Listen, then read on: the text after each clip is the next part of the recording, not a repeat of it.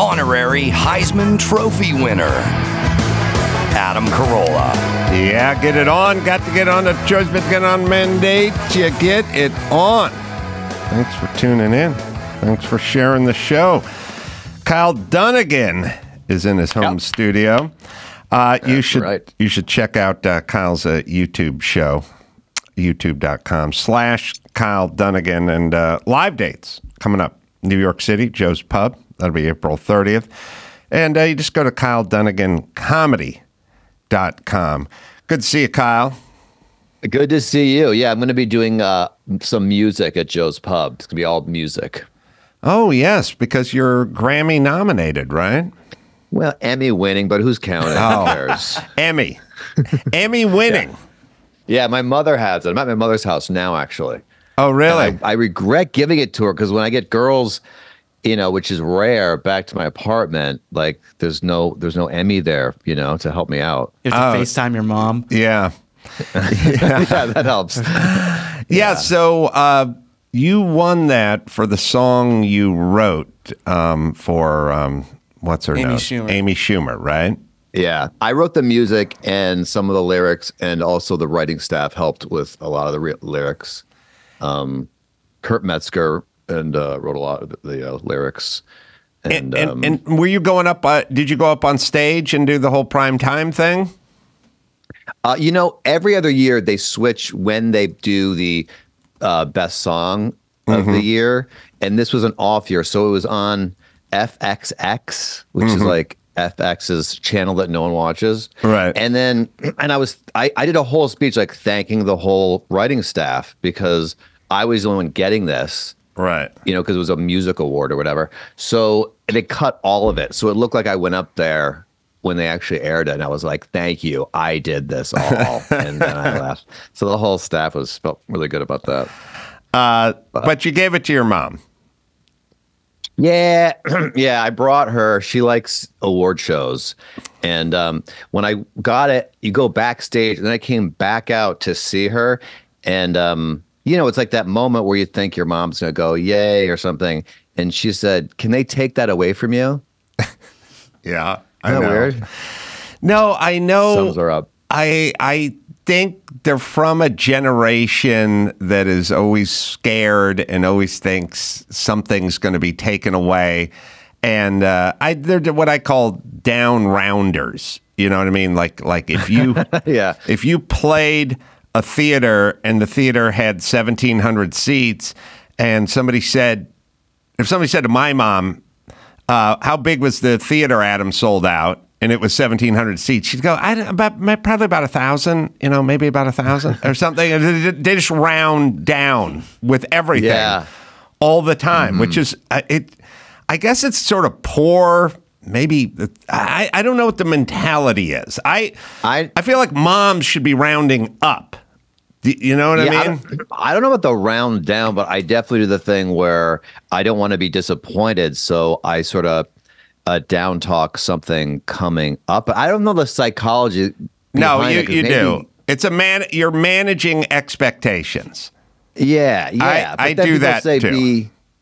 Then people say though you should be positive, and so I don't know what's better to do. Because I see people walk around saying everything's great, and I mean, are they doing better? Is there any studies on that? The secret, I guess, is what they do. I will tell you.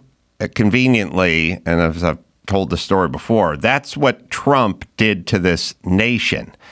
We have down rounders in our government. We have, Jimmy Carter was like a down rounder. He was talking about foreign wars and the economy and running out of fuel.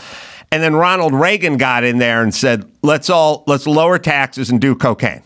And he rounded up. You know what I mean? He said cocaine. I'm pretty sure it's probably on YouTube somewhere. But eight ball, he said eight ball. Yeah. And so then you have what you have is like AOC and the squad, they're down rounders. Every time you talk to them, it's like, oh, here's what's going on in the Middle East, and here's what Palestine is going through. And what about the children?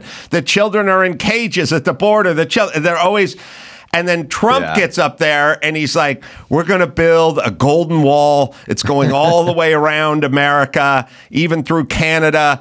And we're going to have the best economy and we're going to make America great again. We're doing this. And the down rounders, someone like my mom, who's a down rounder, would hate somebody like Trump because they hate anyone who's braggadocious or big or bold or, beating their chest a little or talk. And by the way, anyone who talked about this country, like if you said, if you find a down rounder, if you find a down rounder like my mom and you go, this is the best country in the world. Where else could an immigrant come? What other country could an immigrant come to here and make millions of dollars? And she'd go, yeah, but what about what we did to the American Indians? And you go, yeah, I know, but that was a long time ago. That was a mistake. Well, but the legacy still lives on. Okay, but what I'm saying is we got the best military, we got the best sports, we got the best pop artists. And she'd go, yeah, but what about Jim Crow?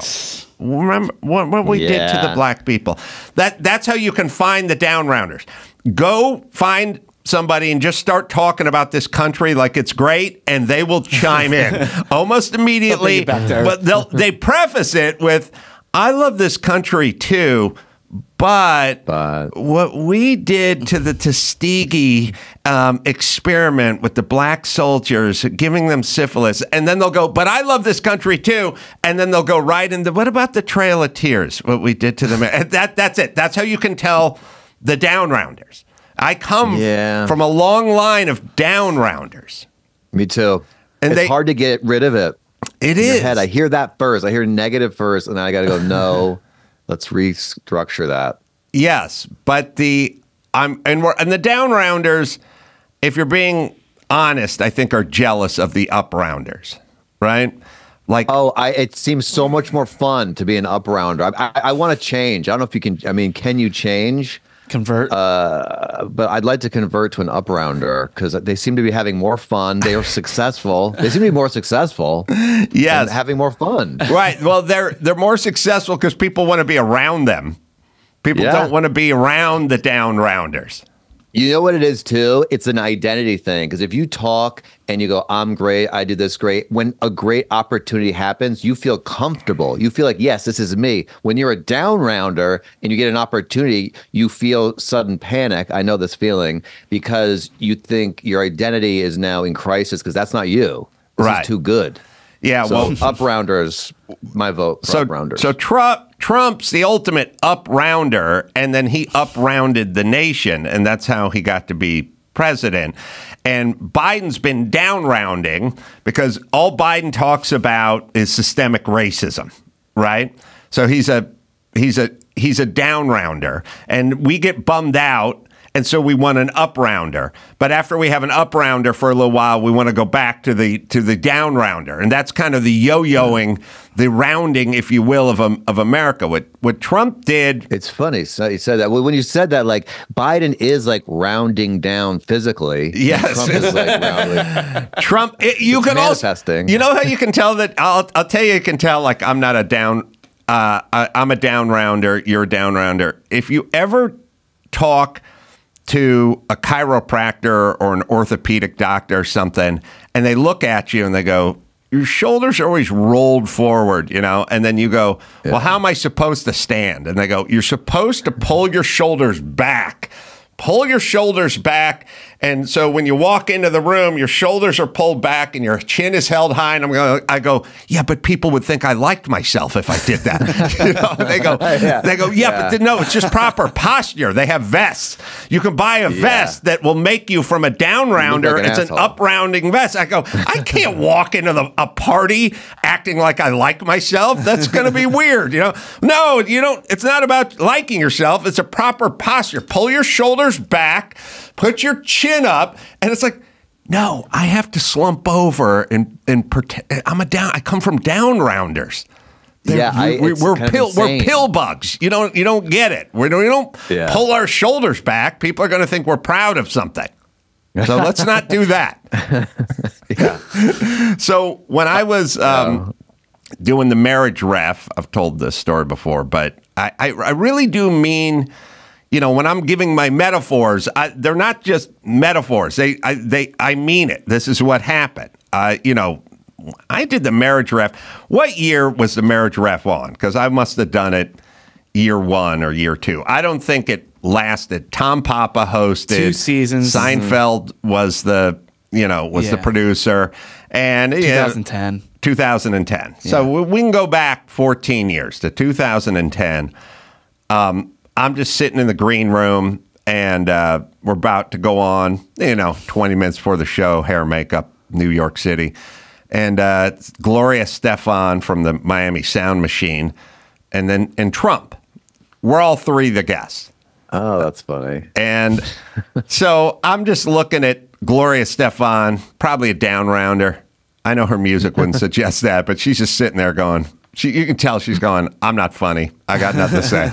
I don't know what I'm going to contribute to this environment, Classic down rounder, yeah. And of course, I'm sitting there thinking about the people they won out to before me who passed. They definitely went out to Ben Stiller, and that was a hard pass, and then they went out to Vince Vaughn, and that was a hard pass. And then I went out to Alec Baldwin. Eventually, comedians before you were Jimmy Fallon, Seinfeld, Ricky Gervais. And they probably asked all of them to come back a second time, and it was a hard pass.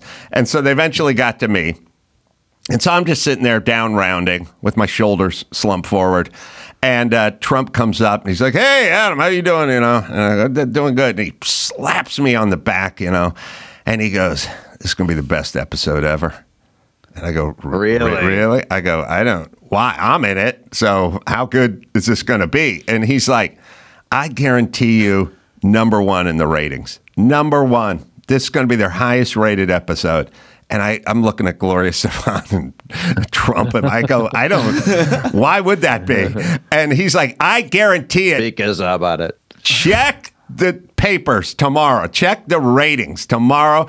You're going to see this is the #1 rated episode of the Marriage Ref ever. And then I went like, you think so?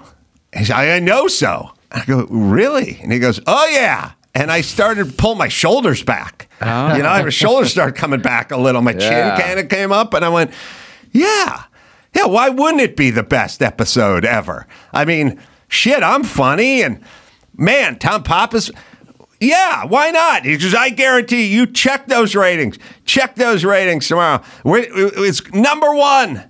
And I was like, yeah, goddamn right it is. And I stormed out onto that stage. I was pumped up. That was a locker room type speech. And I was rooting. Up-rounders, it's infectious. If you're around up-rounders or down-rounders, you'll just sort of, the whole group does it. Right. And so I never checked the ratings. I'm sure it wasn't their highest rated episode.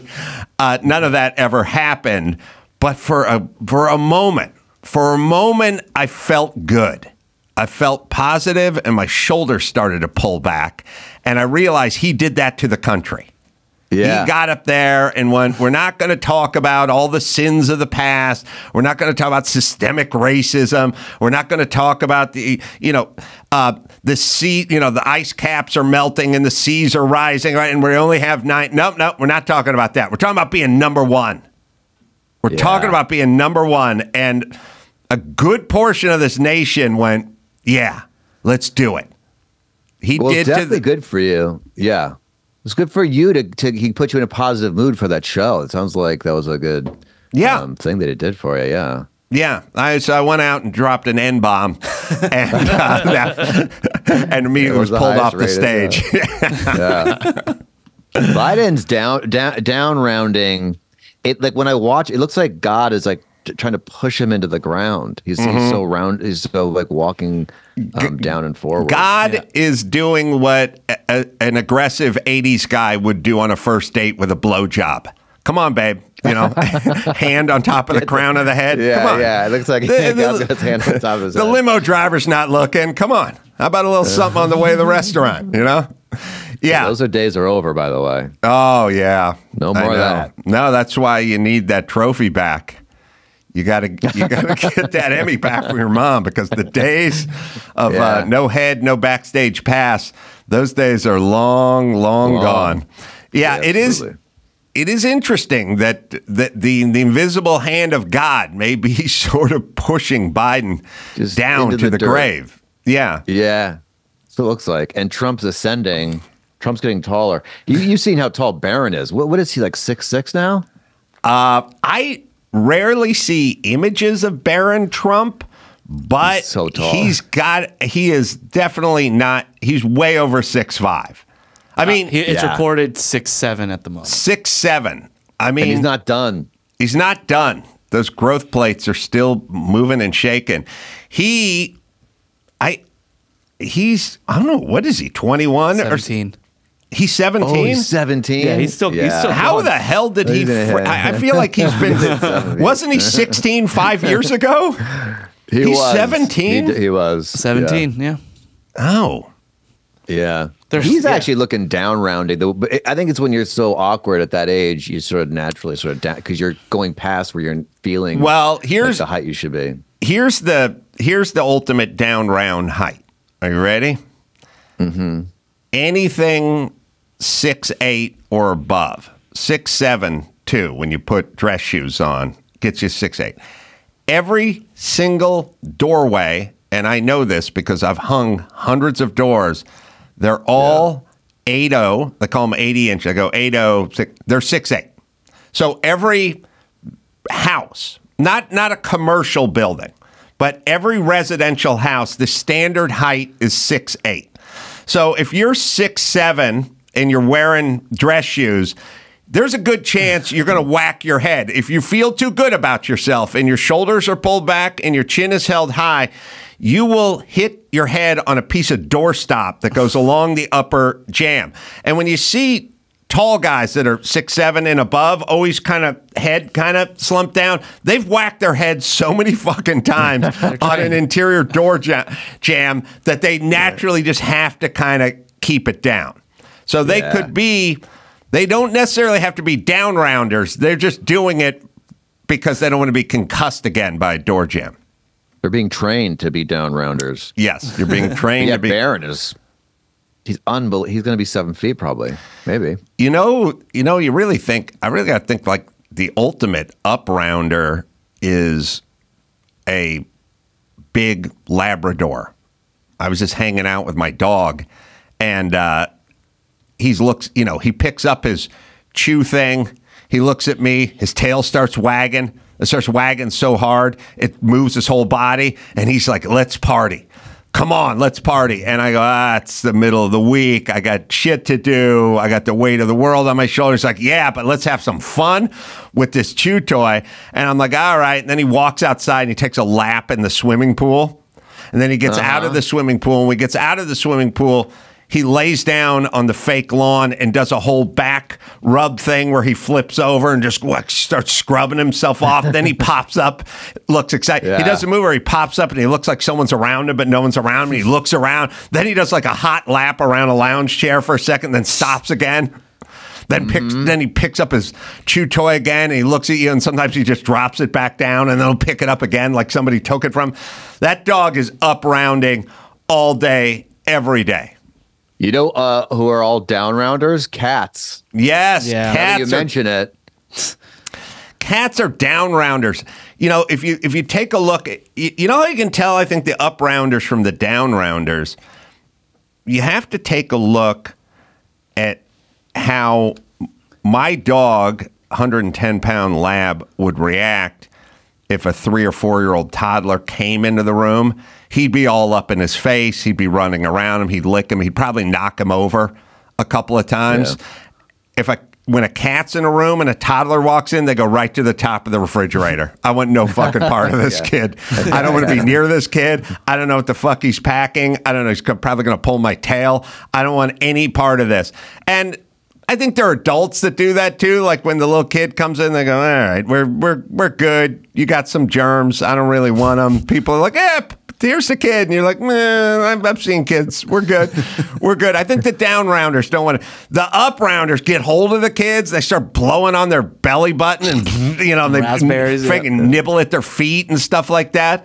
Like Jimmy Kimmel's an up-rounder. You give him a small kid, and he's like, who's and I'm like, hey, you're blocking the TV set, kid. Move it over. Oh shit, he's gonna get Cheeto dust on the sofa. He's got the fucking Cheeto hands. They're going all over the sofa.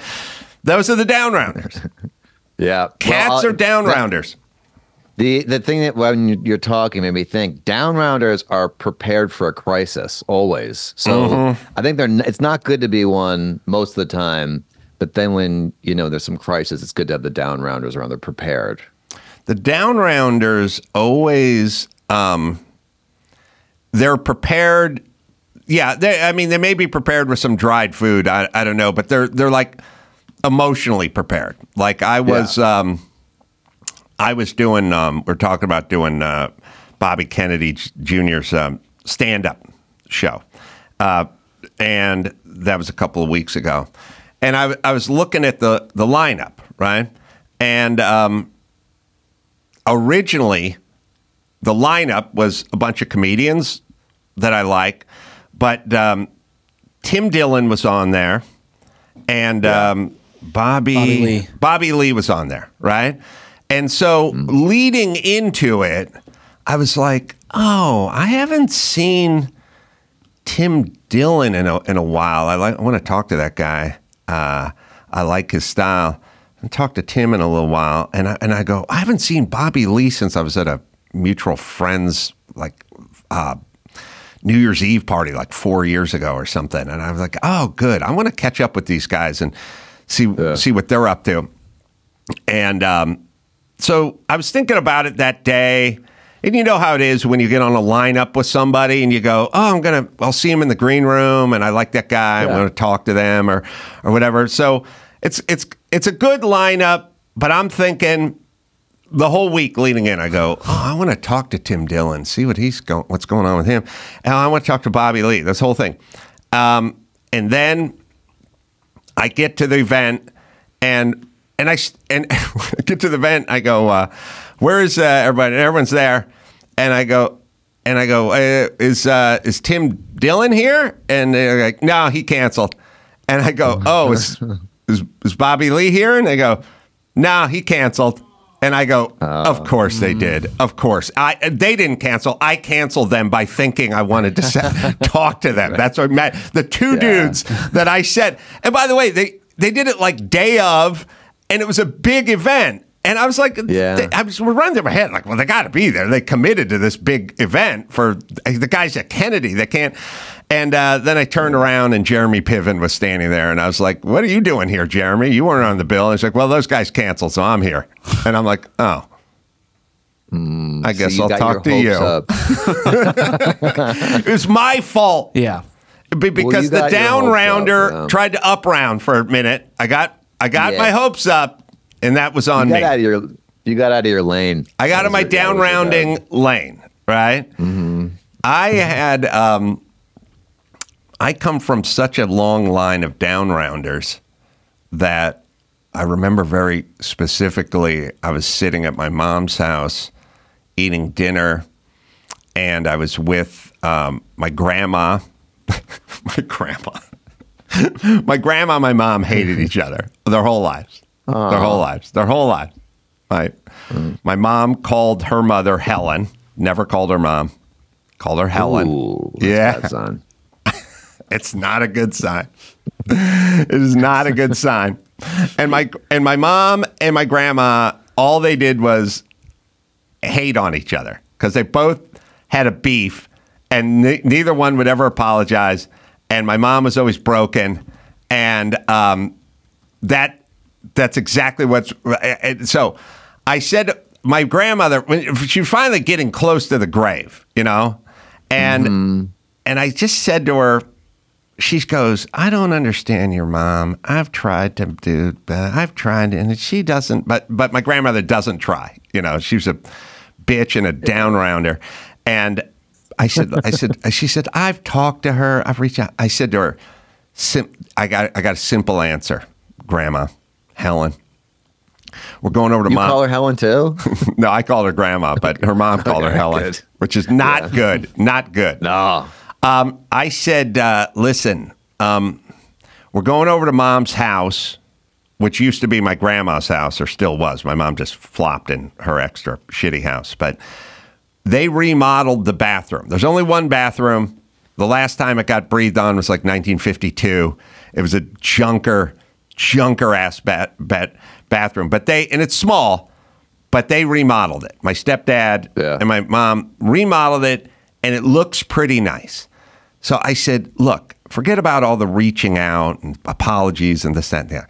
At some point when we go to dinner, and at some point you're going to get up and go to the bathroom, go into the bathroom, and when you come back, just go, hey, wow, that looked great in there. Hey, Chris, John, nice job with the bathroom. It's easy. It's the easiest thing in the world. And it looks nice. It was a shitty 50s era bathroom. It got redone. It has nice tile and fixtures in it now.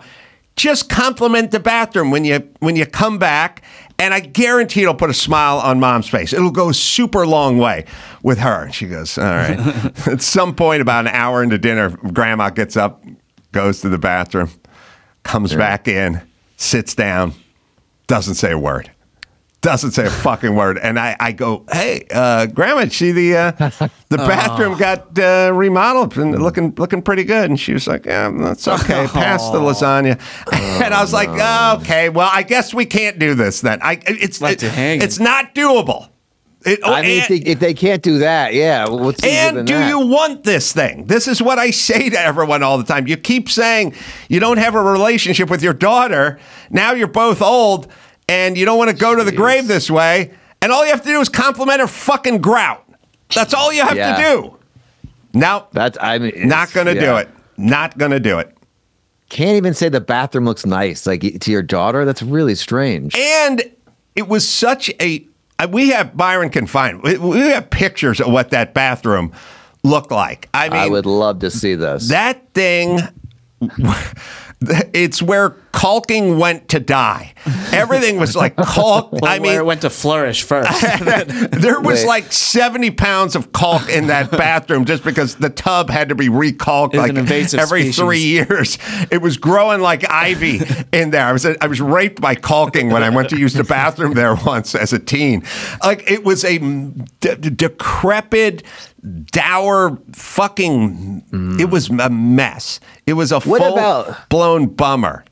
What was their beef? Because, maybe her daughter hit her in a bathroom once, or can you say what their beef was, or was it just a bunch of things? Or was there a specific fight they had that they were enemies? My mom was collected by Child Protective Services as a very young person from my grandmother.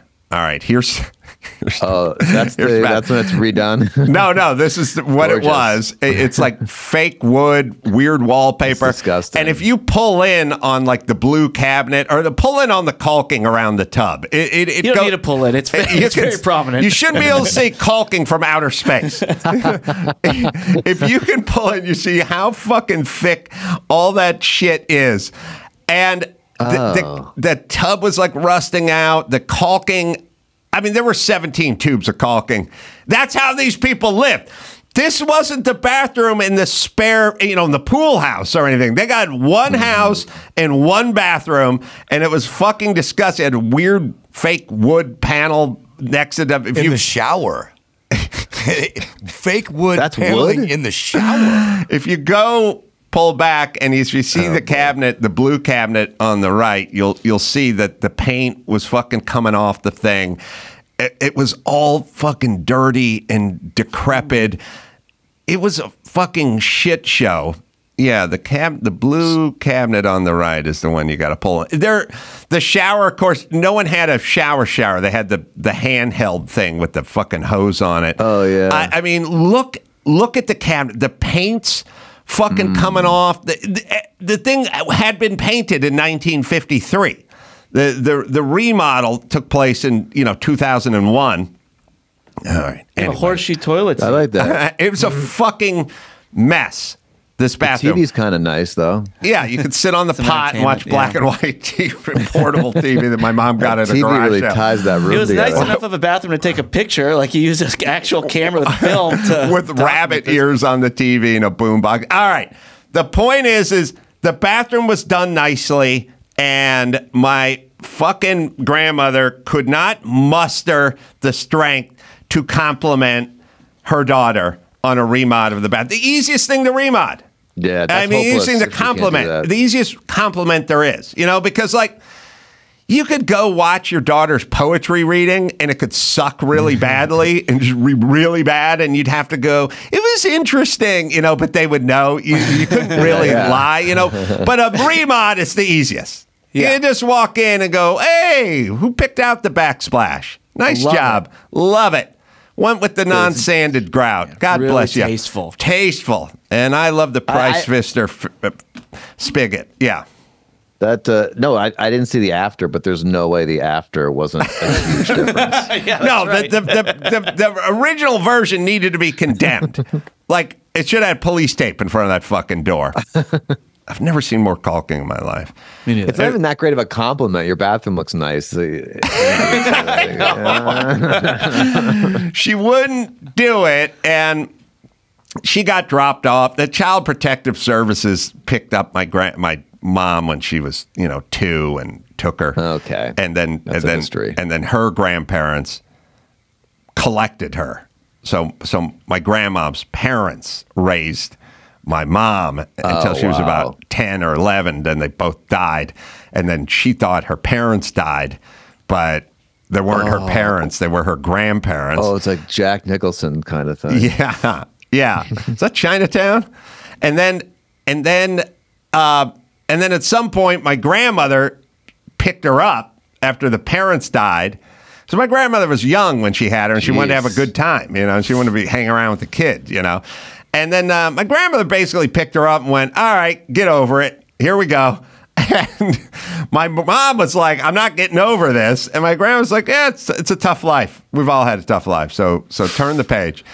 And she went and turned the page. Child. Yeah, if I had abandoned my child, I definitely would say their bathroom looks nice.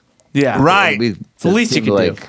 Like, if somebody said to me, you never have to pay for another thing for your kids. Your bathroom looks nice. Braces, All you gotta do. college. You don't have to pay for their grub up. You don't have to car insurance. You Change don't have to pay diapers. for a thing. You don't have to hang out and have any stilted conversations You're in about the nothing. clear. And all you have to do is 44 years from now, you just have to compliment the girl's bathroom. I'd be like, I'm in. Oh, man, am I in. I'll do 20 minutes on that fucking bathroom.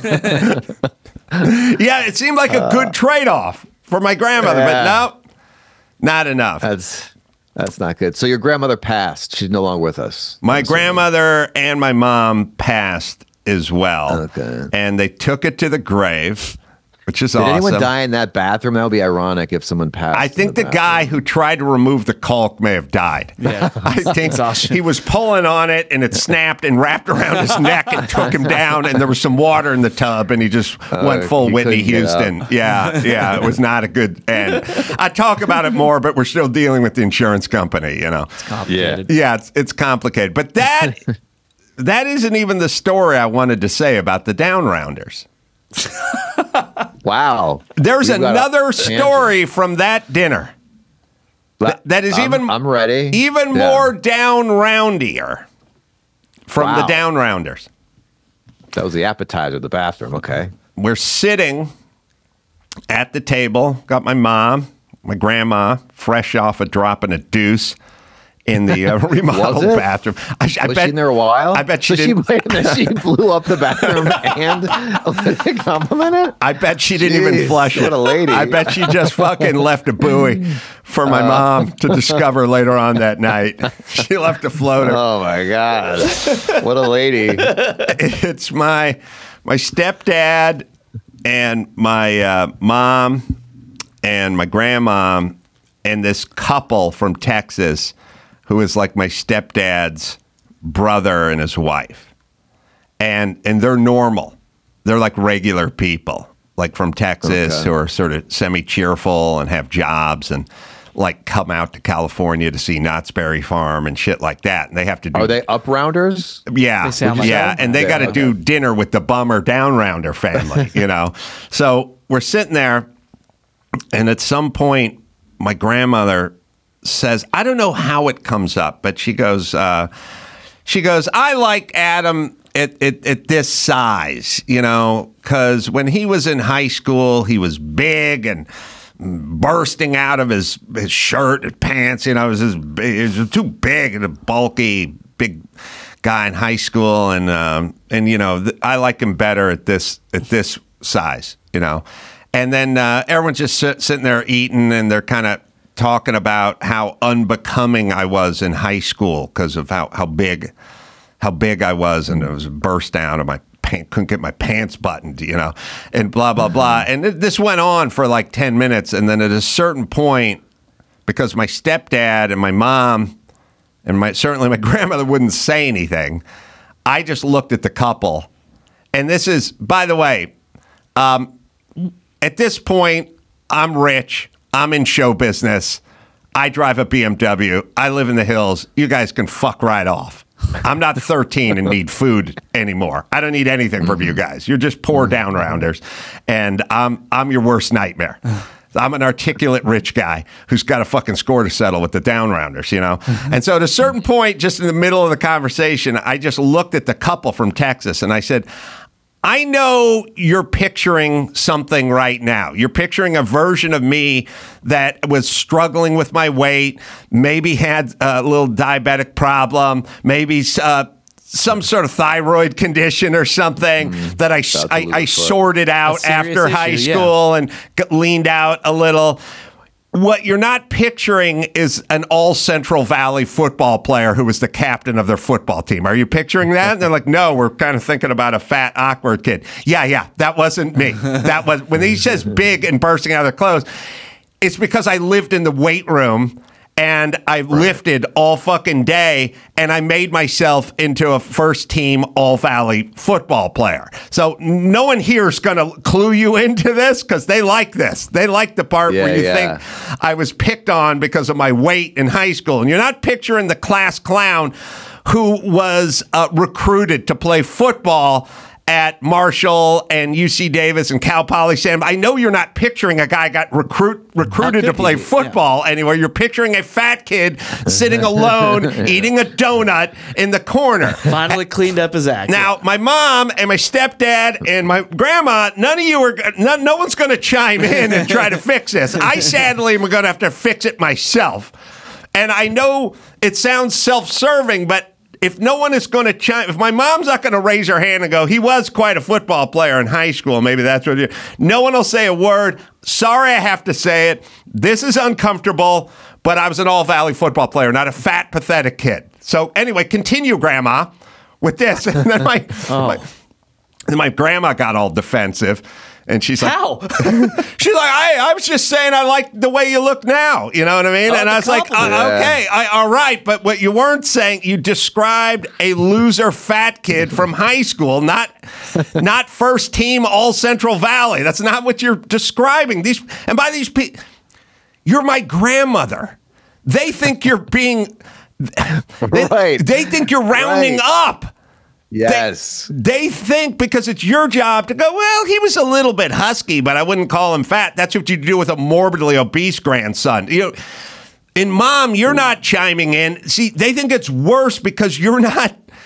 They think grandmas are supposed to wax poetic about their grandkids, not down round on their ass. Yeah. Rarely does grandparents usually up round, even if they're depressing people. Oh my that's God. Rare. Yeah. They just didn't distinguish muscle and fat. It was like the same thing to them. It was a reason to round down. That's all. Mm-hmm. Then they weren't going to. 10 minutes is a long time to be called fat. It's hard to talk for 10 minutes about a fat kid. All right. You know what commercial I get most angry at? You got to find it. Dawson will know this commercial. There's a commercial where it's for an elderly couple that has an oversized phone. It's a phone that also transcribes the word. It's for what position did you play? Yeah. First base.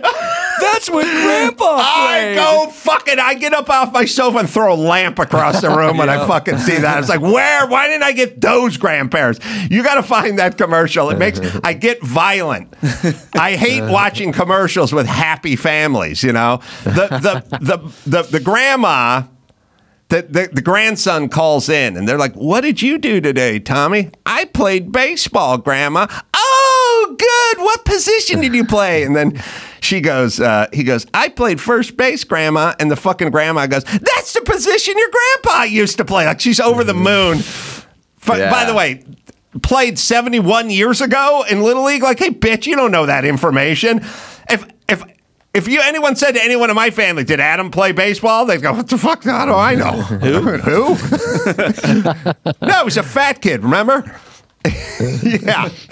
We got to find that commercial. I don't know why. I just get fucking livid every time I see that spot. All right, I'll tell you what. We'll take a break. We got some work for Kyle to do, too. Good. We'll see if we can find that commercial, and we'll do that after this. Viator experiences. Well, that's what people love most about travel. Whitewater rafting, catamaran in Hawaii. Oh, yeah. Catalina ziplining. I didn't do that. I just paid for it. Viator. It's a website and app for booking travel experiences like the Grand Canyon Skywalk or a guided tour of the Vatican. Over 300,000 bookable experiences in 190 countries. Millions of real traveler reviews. So you have the information you need to book the best activities for your trip. Chris, didn't you use these guys for your honeymoon? I did. I used them in Italy. I did food tours, wine tours, and not only were the experiences great, but I actually made friends that I still keep in touch with. Wow. What an experience. With Viator, there's always flexibility and support with free cancellation, payment options, and 24/7 service. Download the Viator app now and use the code Viator10 for 10% off your first booking with the app. Get the experience and the travel. One app, over 300,000 travel experiences you'll remember. Do more with Viator. Just thrive. Well, life can be overwhelming, and it's not just your mind that suffers. Stress messes with your digestive and immune system, too. Just Calm, the breakthrough new stress-busting formula from Just Thrive. Exclusive mood-lifting blend is clinically proven to help you relax and breathe easier in as little as 4 weeks. And I love the award-winning Just Thrive probiotic, which I take every day. I took it today. It makes a difference. When your gut is right, your head will be right. It's a spore probiotic with 1,000 times better survivability than most probiotics. Banishes bloat and gas, constipation, so your gut can produce serotonin, and that is the happy hormone. Plus, it supports better sleep as well, all with a money-back guarantee. Great couple, great product. I take it every day. Just Thrive, right, Dawson? Right now, when you go to justthrivehealth.com and use promo code Adam, you can get 20% off a 90-day bottle of Just Thrive Probiotic and Just Calm. That's like getting a month for free. And a portion of every purchase goes to Vitamin Angels, a nonprofit organization that saves the lives of millions of children and moms-to-be around the world by ensuring they get the vitamins and minerals they need to stay healthy and strong. To learn more about this groundbreaking company, don't miss Adam's interview with Tina Anderson, founder of Just Thrive. Take control today with Just Thrive. And now, Alcoa presents Definitely Not a Jew on the Adam Carolla Show. Dateline, St. Petersburg, Florida. A 35-year-old woman was charged with aggravated assault, disorderly intoxication, criminal mischief, and exposure of sexual organs. The woman arrived naked at a convenience store, masturbated, destroyed a display of Red Bull, dumped out a carton of cigarettes, and threatened employees with a vegetable peeler. Definitely not a Jew. Wow, that was epic, Dawson. Kyle Dunnigan is hanging with us. You go to KyleDunniganComedy.com and you can find out dates and musical dates as well. All right, Dawson, when you find that commercial that drives me nuts, it's my Niagara Falls to the Three Stooges.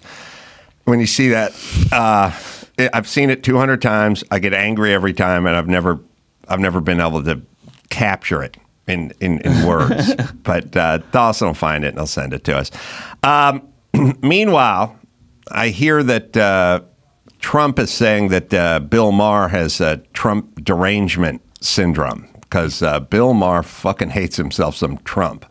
Yeah. What a total loser. Total loser. Yeah, he said that Bill Maher is the worst. It says Bill. He says that Bill Maher. Oh, no. He called me deranged, the orange-faced man who grabs women's privates. Okay, that's a compliment. Yeah. You don't have the guts, Bill. You don't have the guts to do it. That's the problem. Wow. Dueling. Do you think Bill does have TDS? Let me tell you who has TDS, all the people that have TDS the worst. And it is 100% true. And maybe even sounds, I don't know, it's going to sound like a knock. There are many people that disagree with Trump and don't like Trump and don't like his tweets and they don't like, things he says about women or Mexicans or whatever. There's many of those people. But they don't have Trump derangement syndrome. They're not sort of out of their mind about it. And that's a lot of people. Everybody who has Trump derangement syndrome badly, who really has it, is a way over the top narcissist. Bill Maher's a huge narcissist. And I like Bill Maher, and I think Bill Maher's real good. No, you don't. Don't act like Bill. you like me. But you don't. But okay? Bill, you are a narcissist. And that is so not true. I'm a great person. Oh, that's what I'm saying. All the narcissists are the ones that have it real bad. And when you sit around and you sit with your non-narcissistic friends, your down-rounding friends, and you kind of go, I don't get it. Why are they so animated? You know what I mean? Like, all right, you don't like this, but then he did that. That was pretty good. Gas was cheaper and the border was stout. And they go, no, they're all narcissists. They're all crazed narcissists. That's how it all works. Like Kyle may dislike Trump quite a bit, but he's not a narcissist, so he doesn't have Trump derangement syndrome. You have to be a narcissist. You also don't like people who are like you in general, and I feel like Alec Baldwin and Bill Maher are a lot like Trump in a way. Oh yes, you're right. They share many of the same qualities, I would say. Yeah. Oh, Bill's gonna hate hearing that. Yeah. Also tiny hands, unfortunately. I have very tiny hands. Yeah, Bill, you I hate to say it, but when you look at Trump, maybe you're just looking into a mirror. Oh, right. There's no similarity between me and Donald Trump. Oh, Name one thing that's similar. Well, you're heterosexual white males in a certain age bracket. I'm not saying you're as old as he is. You're both very rich. You both, I think, feel pretty good about yourself. I think you're both pretty confident people. When Trump speaks, who speaks with more certitude? Trump or Bill Maher? Who sounds more sure of themselves when they're talking other than Trump? If there was a Mount Rushmore of people who sounded like everything they said was 100% right with 100% certitude, if there was a Mount Rushmore of that, Donald Trump and Bill Maher would be on that Mount Rushmore. Can we agree on that, Bill? It's easy to talk with certitude, okay? When you're right about everything. Right, but okay? Trump, that's the difference. But I'm right, he's wrong. But that's what Trump would say. Do you see the similarities here? Yeah, Bill, you idiot. Okay. Yeah, that's what I'm saying. It's hard to go back and forth. It's hard to go back and forth, but that's what I'm saying. All right. I'm switching my face. Yes, He's here. We have People at home. we have the clear caption commercial ready. Oh, imagine me watching this with a couple of drinks in me and just how angry I get when I have to think about my grandparents. Hi, Grandma. I played baseball today. Oh, that's great. What position did you play? First base. That's what Grandpa used to play. When our hearing wouldn't allow us to use a regular All right, phone. that's it. I'm sitting there going, my grandma would have called me fat and said I should have been kicked off the team for being too fat. That's what Grandpa used to. She knows the position. I don't think he was a professional baseball player either. He probably played a little pony league, and then he went to high school and played on like the B team or something, and then got cut, and then went into his dad's siding business. And these two have been married for 57 years, and she still remembers that he played first base on the B team in high school, even though they met in college. I don't think so. Yeah. I think these are fucking actors. I agree. Is first base where the fat kids go? I gotta go take a dump. That's your mother, grandma's commercial. Some of the grout joints were a little inconsistent, honey. Anyway, there's a deuce in there waiting for you. All right, we got to watch that one more time. This is going to make me angry. Look how delighted. He is over the moon that his 9-year-old grandson is playing baseball. Off-putting. You understand why this is hurtful. It's hard to watch for me, you know. It's too unbelievable of a premise. Yeah. Yeah, I don't know. I don't think my dad knew anything about baseball either. Hi, Grandma. I played baseball today. Oh, that's great. What position did you play? First base. That's what Grandpa used to play. When our hearing I wish I could be amused that easily. You know, the down rounders can't be amused that easily. No, we're not easily amused. You know how this is believable? If right before this call, the little Billy's parents called, these grandparents said, "Listen, Billy has like no friends at school. No, forget about no friends. Billy has leukemia. Forget about no friends. Yeah. This is a leukemia type reaction. Yeah, so he calls just like, and that's how people would actually act. Yeah. Yes. Yeah. Oh my God. Oh, your grandfather. And by the way, the kid could have said center field, and that bitch would have went, "Oh, your grandfather played center field." Yeah, they would any position on that field. He could have said bat boy or mascot, and then she would have went, "Oh, your grandfather used to be a bat boy." Fucking lying old couple. Rub it in my face. Hey now. Hey. I got to sit there. Thank God they did it in the kitchen, because if they answered that phone in a remodeled bathroom, I would have gone out of my fucking mind. And all I do is I sit around, I go, God, my grandmother would never do that.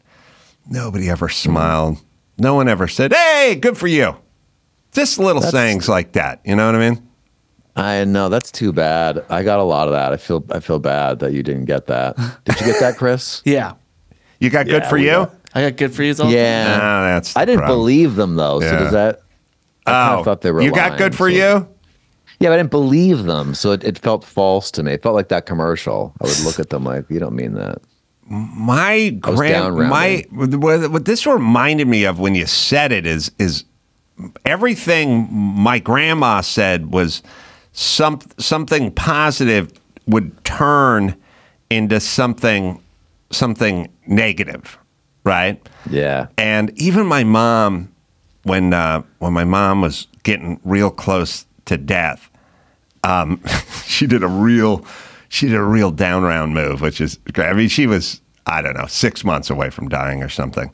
And I was getting divorced, and I was about 6 months in, about 4 months in. I was kind of newly getting into divorce, and things were like shitty, trying to figure out, move out and custody and the lawyers, and everything was like, ugh. And I went to go visit my mom, and she goes, "How you doing?" And I go, "Actually, I'm doing pretty good. I'm doing good." And she goes, "All things considered."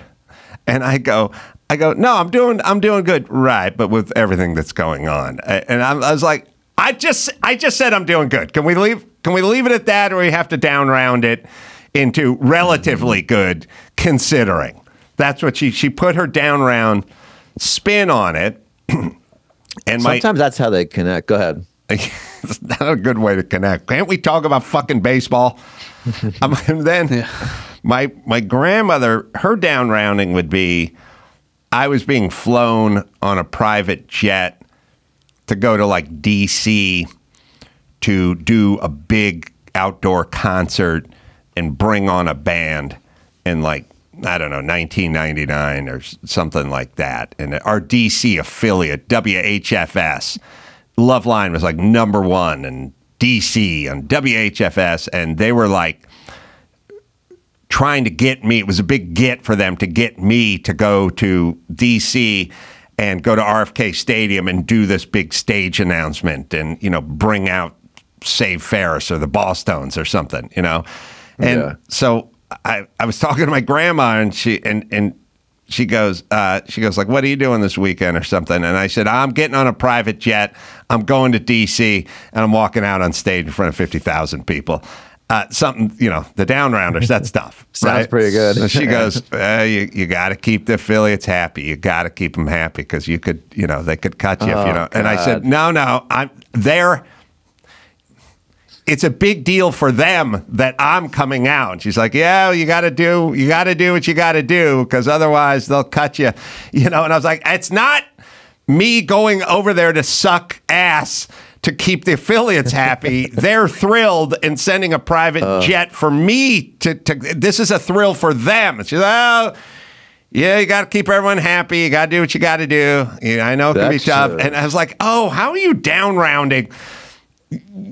You're taking a private jet to D.C. to walk out in front of 50,000 people, and you're down rounding the shit out of it." Yeah. You know what makes me upset? Because I very much relate to that. Not flying in a jet and then 50,000 people, but like getting, like everything has to be negative. Because what happens is, especially when you're raised by it, that's the voice. That's the first voice in your head. Right. You know, you get programmed. So you battle it your whole life. And then when you see it, and you're an adult and you can understand that that's bad for you, it's like, it's even more upsetting because you're like, this is the person who programmed me. Yeah. All right.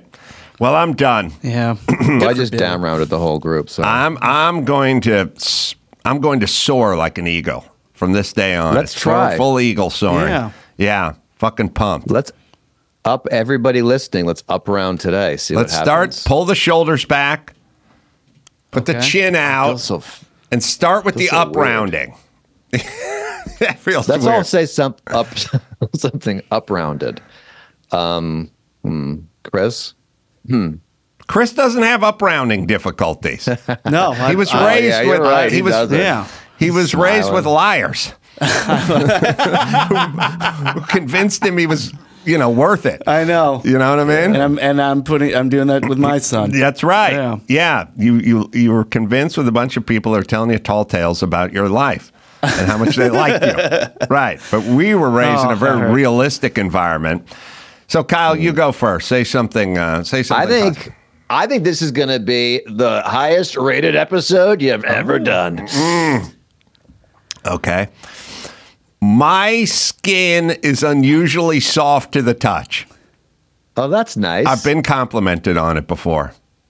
Okay, I have a bit of a rash on my face. Chris, do you want to join in? Well, how about this? Let's have you guys talk to Billy. All right, we'll reenact. You guys are the grandparents, and let's up round Billy's thing. Okay. All right. Oh, this is very hard. Wait, who's Billy though? That's a Hi, question. Grandma, Grandpa. Hi, Billy. Hey, Billy. There's my little grandson. Hey, what'd you do today, Billy? I played baseball today. Baseball? Oh, my God. Oh, wow. Wow. What position? I played first base. First base. Oh, my God. Your grandfather got to third base with me in first date. Hey, now, sweetheart. Pulled up my poodle skirt and dropped a digit on me. That's right. And the back door as well. The front and the back door, if you know what I mean, Billy. Put your mom on the phone. We need to talk about chemotherapy. And don't worry about it. Wait, hey, whoa. You just down rounded. Oh, shit. Oh, and then I hit the ball off the tee, and the kids let me run all the way around the bases. T-ball! The T-ball. Even better than pitching. Then after the game, I had to get in Mom's car, and we had to go back to the doctor. Oh, the doctor. The doctor. Very yeah, good. I'm sure he had Me and your grandmother used to play doctor and nurse. Did he give you a lollipop? Well, he did, but first he told me I'm really sick. Oh, okay. But you got the lollipop. And we'll get you the nicest casket ever. Oh, you're going to love it. Your grandfather was a mortician. He says I only have months to live. Well, nothing but Rice Krispie Squares and sherbet for the next 2 months. Lucky you. All right. Should we do some news? Yeah, sure. So there is a Willy Wonka experience in Scotland that they were advertising. Yeah. You just they do these all over the place, but so the website had these beautiful AI images of this wonderland. Yeah. This, Wonka's factory. Yeah. And just colorful, just vibrant. Yes. And then people went, they bought their tickets, they went, and it looked nothing like the pictures. And they were very upset. It like became folding like a fire tables and kind of incident. Yeah, you can show like what it actually. I mean, it was not. Yeah, so it looks Oh like my God. a warehouse, maybe a couple of spaced out props. Oh my God. Yeah, some fake grass on a slab. It was. Oh my God. There's a down rounder. An Oompa Loompa. They hired a full-size woman to put a wig on, Making and she meth. looked pretty bummed out. Yeah. Yeah. So the whole thing. I don't know if you guys are with me, but stuff gets sadder when you try to gussy it up and it doesn't work. Like if you ever go to Mexico and there's like a restaurant or a bar or something, and it's like called Super Fun and Happy Place or something, and you go in there and they painted it all day glow colors, and there's pictures of clowns and stuff, but it bums you out more. Like if you go happy, you got to be able to pull it off. If you don't pull it off, it's like an evil clown is much scarier than just a regular evil person. You know what I mean? You're expecting like Tim Dillon and Bobby Lee, and then Jeremy Piven is there. Right. That's what happened. Although I talked to Jeremy and I like him, but what I'm saying is it's that. It just write it down the middle. If you try to, this is sad because they tried to make it happy and they couldn't pull it off, and that's where it gets you. Yeah, it's on brand for Scotland, though. I feel like. You'll get what you'll get. Very true. They're down rounders over there, man. Oh yeah, big time. Oh yeah, big time. It's a whole down rounding nation over there. Yeah, the whole history is a bunch of down rounders. Yeah. Yeah. It's a Loompa. I don't know how to say it. So Kyle, you're in New York right now, right?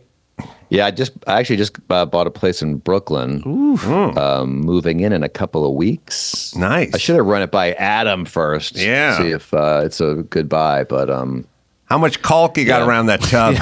We got a good amount of caulk. Well, I got it because when my mom passed, she bequeathed it to me in her will. Yeah, I didn't get any cash or heirlooms or any things like that, but I got all the caulk.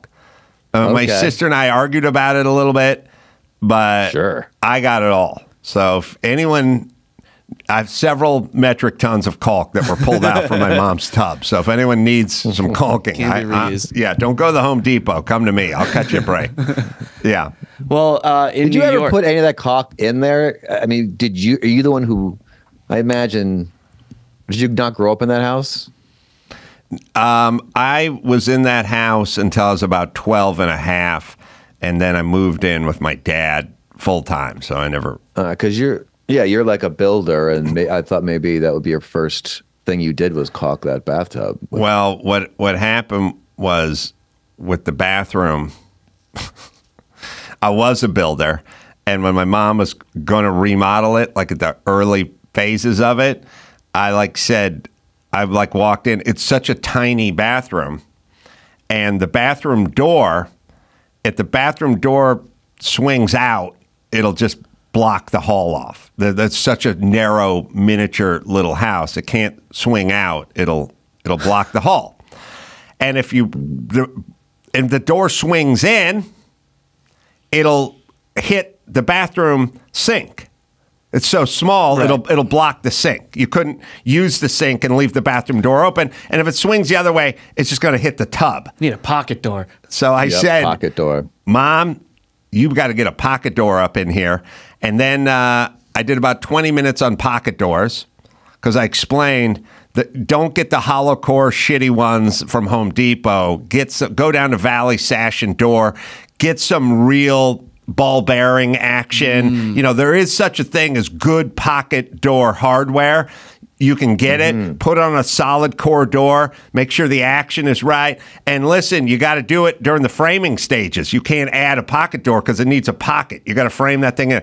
Did about a half hour on pocket doors and then went back to my house in the hills. And then 6 months later, I came to her house when the bathroom was done, and I walked into it, and I just fucking opened the door, and the door like hit my stepdad in the ass. It was over the sink, and I was like, why didn't you go with the pocket door? And she's like, my neighbor Norma thought that the pocket, okay, Norma, the retired substitute school teacher, that's the one.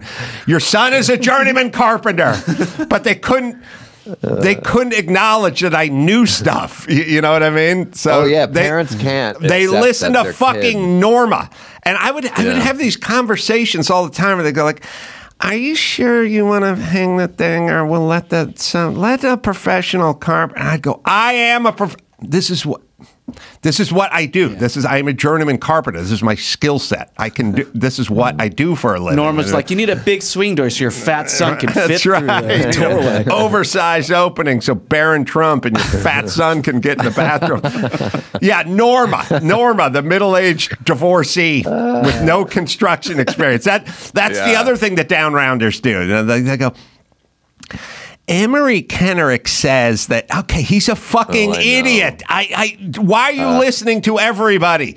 You have a son that's a genius who's a journeyman carpenter. That's a blessing. Now listen to what he says to you. Nope. They have to nullify everything you... I know. They're always like, I don't know who these people are. They would get some guy to do work at their house, and everything was fucking cattywampus, and the reveals and the joints were bad, and the miters were off, and everything. And my grandmother lived next door. The guy who moved in next to my grandmother was a Hungarian carpenter, and his name was Lazar. And my grandmother loves Europe. She hates America, and she loves anyone with a foreign name. And her dearly departed husband was Hungarian. So Lazar would always come over and work on their house. And Lazar was a fucking hack. Just a hack. I mean, like, all you have to do is go walk up on a hack who hangs a door. And you'll just know it. The second you look at it, you walk through it. You look for the reveals and the shadow lines and the spacing and how they put the casing on, and I can tell hack work. Like, second, I was like, okay, Lazar's a hack. And from that day forth, it was always like, Lazar says we shouldn't go with the 2x6s, and I believe Lazar. I said, use 2x8 joists. Lazar says, like, Lazar is a hack who lives next door to you. Now, that's... You'll never get anything... that's how they did it. And Lazar. Yeah. Norma? Yeah. Just no Norma that knows about doors. Norma and Lazar. All right. So in New York, the NYPD just arrested a 23-year-old woman in connection with a performer being attacked while playing his cello in a subway station. Yes. Ooh. So this woman, she was arrested and charged with assault on Wednesday. This performer who performs under the name Eyeglasses was bashed in the back of the head with a full metal water bottle while performing at 34th Street Herald Square Station last month. So you can watch this. So he's playing, and she just smacks him in the back of the head and walks away. She picks. What she the picks hell? the bottle up off the floor too. Yeah, it was It's his water bottle, and then this is a target of opportunity. She's just walking around. Now she has had prior arrests involving domestic violence, petty larceny, and grand larceny, but no criminal convictions. She has pled not guilty and was ordered to cooperate with supervised release. Yeah. So okay.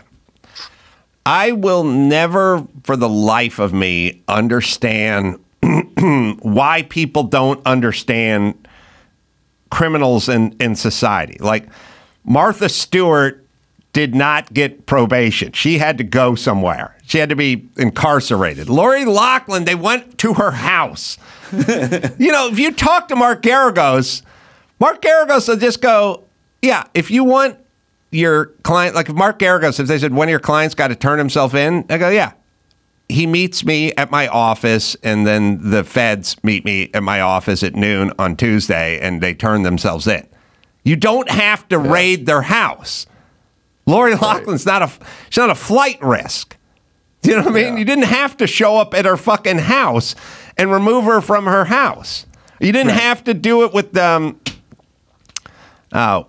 crazy Trump supporter guy with the back tattoo or whatever.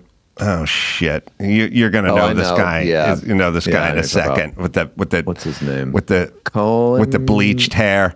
Yeah. The FBI didn't need to raid his house at 6 a.m. with fucking assault rifles. Like Roger Stone. By the way, that's how people get killed. You're asleep, and someone's banging on your door, and your dog's barking, and next thing you know, you're reaching for your fucking pistol in the nightstand, and then the door opens, and the dog starts barking, and the FBI guy shoots the dog. Like, will you just tell his lawyer to turn himself in? I don't get it.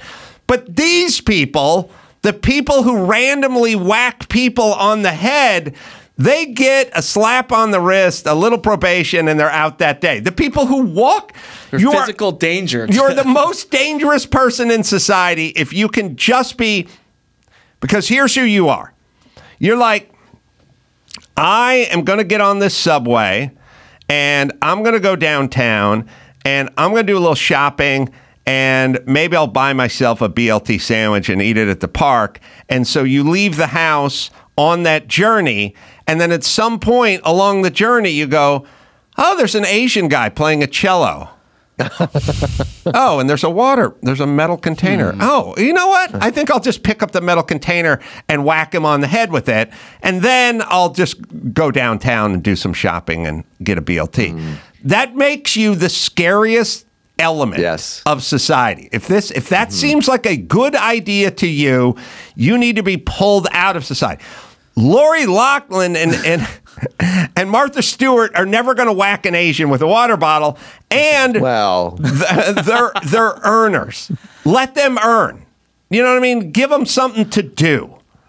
Let them go down to the community center and work this thing off with the elderly, or put on a play for the elderly, or pick up garbage by the side of the fucking freeway. But we don't need to spend money incarcerating you.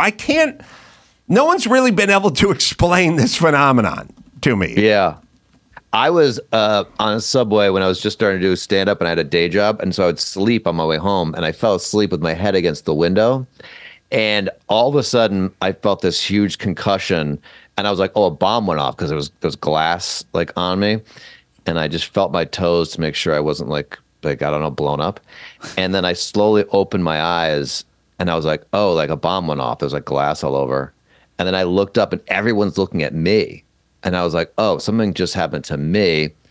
I said, "What happened?" Because I had a ringing headache, and no one's saying anything. It was so bizarre. And then these like two kids got off the subway, and then someone was like, "Oh, they ran around the side of the subway when it stopped, and they hit the side with a metal pipe to like just hit you in the head."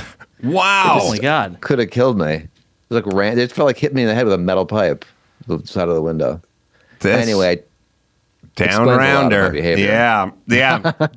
She is the scariest element, and she's out there wandering around. And we always do this thing where we go, when it comes to Lori Loughlin or Trump or Martha Stewart, they always go, nobody's above the law. Nobody's above. But they don't say nobody's above the law when someone just assaults somebody. Right. They do it for like white collar shit. They're really eager to use these people to set examples. You know what else is illegal? Whacking people on the head in a subway. What about those people? How come we never go, nobody's above the law for those people? All right. Because they are. I'm angry. Yeah.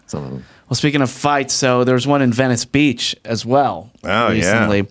Yeah. It was a naked woman armed with what appears to be spiked bats.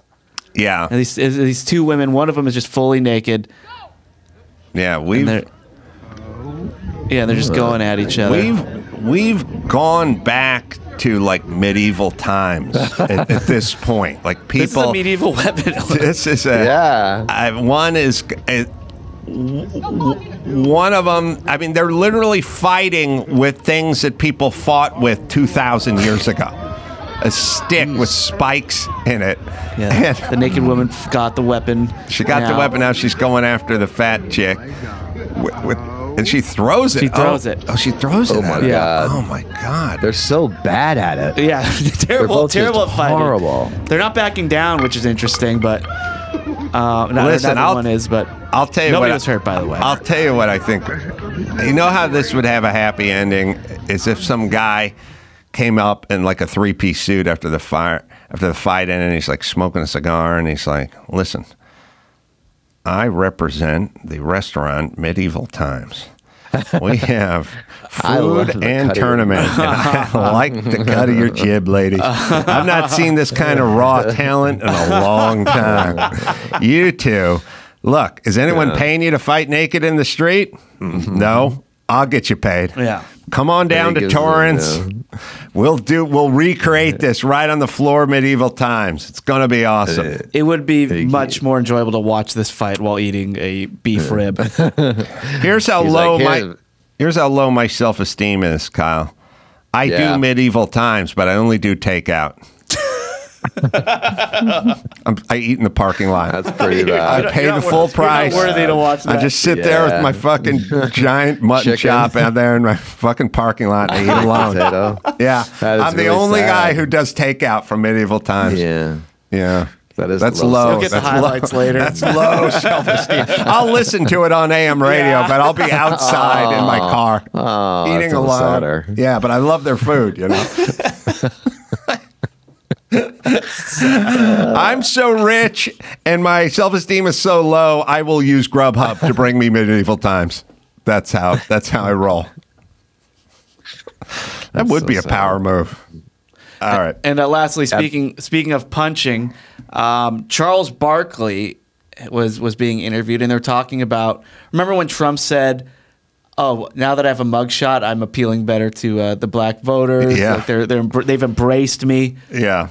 Well, Charles Barkley had something to say about those who may have been embracing him. All right, from the top. First of all, I'm just going to say this. Uh-oh. If I see a black person walking around with Trump mugshot, I'm going to punch him in the face. Charles. No, Gail. Charles. Gail. You really can't say that because, A, you don't mean that. I mean that sincerely. I'm going to just tell you something. And then you will be arrested for assault. And then what? I'm going to bail myself out and go celebrate. You can afford it? Sure. Yeah.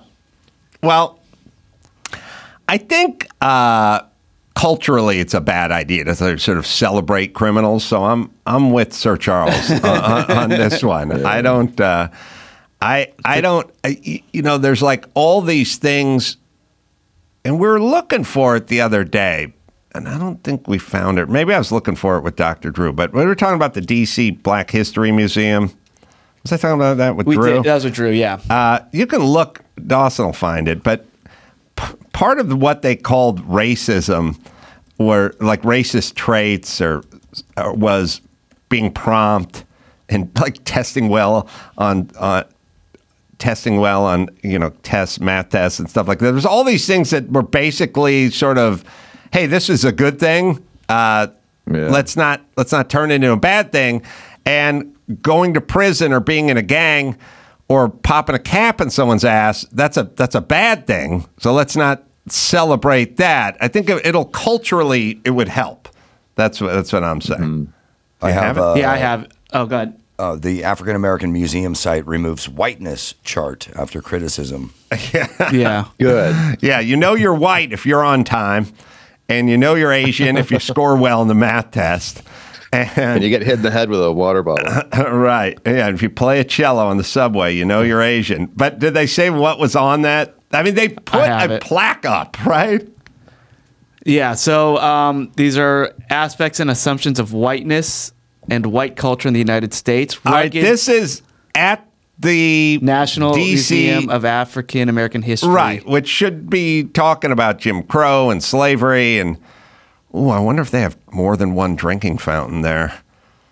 Can't put them too close together. But anyway, go ahead. All right, so white dominant culture or whiteness refers to the ways white people and their traditions, attitudes, and ways of life have been normalized over time.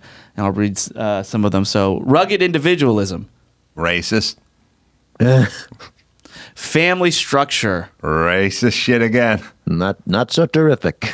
Not so terrific. Emphasis on scientific method. Jeez. We don't want any of the black community dabbling in any of this stuff. That's for goddamn sure.